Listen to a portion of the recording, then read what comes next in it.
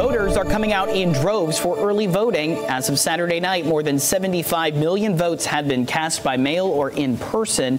And according to NBC data, it's fairly evenly split between parties, with 41% of registered Democrats and 39% of Republicans. In 2020, alternatives to Election Day in-person voting made up 70% of overall turnout. 103 million people took advantage of early or mail-in options.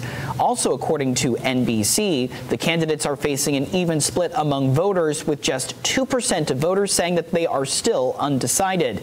That NBC poll in question shows a widening gender gap, with more than 30 points separating men's and women's voting preferences. State and local officials are working hard to assure Americans that we'll see free and fair elections safe from fraud. Fraud fears have been raised in multiple states, including the battleground states of Michigan and Pennsylvania. A non-citizen was charged after allegedly casting a vote last weekend in Ann Arbor, Michigan. Michigan officials say non-citizen voting is rare, but, quote, when it does happen, we take it extremely seriously. Meanwhile, most Americans trust this election will be administered well, but there's a sizable partisan gap in the trust level, according to the Pew Research Center.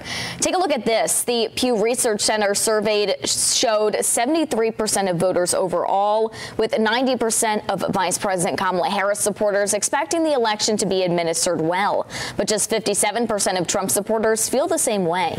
And now, of course, with less than 24 hours until Election Day, let's take a look at some of the candidates' final rallies. Former President Donald Trump went on a campaign blitz yesterday, and it started in the morning in Pennsylvania, then an afternoon stop in North Carolina, followed by another rally in Georgia last night in a last-minute vie for swing state voters.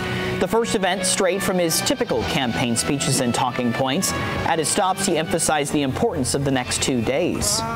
You can show them once and for all that this nation does not belong to them. This nation belongs to you. It does. It belongs to you.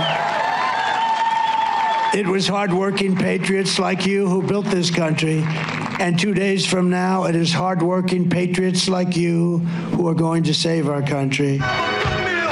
The former president repeatedly casting doubt on the integrity of the electoral system, but praised Republican voters for turning out strong in early voting.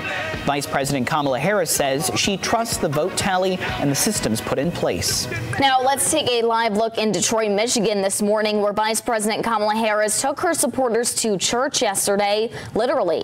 The Democratic candidate visited Detroit's Greater Emmanuel Institutional Church of God in Christ. It marks the fourth Sunday in a row she's spoken to African-American congregations. Harris is working to shore up support among black voters, particularly men who have drifted towards Trump this cycle.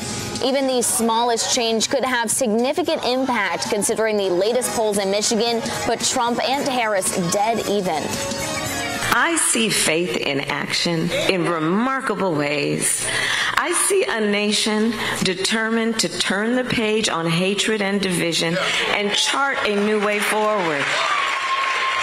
Harris didn't address former President Trump by name, but noted there are those who seek to deepen division and cause chaos.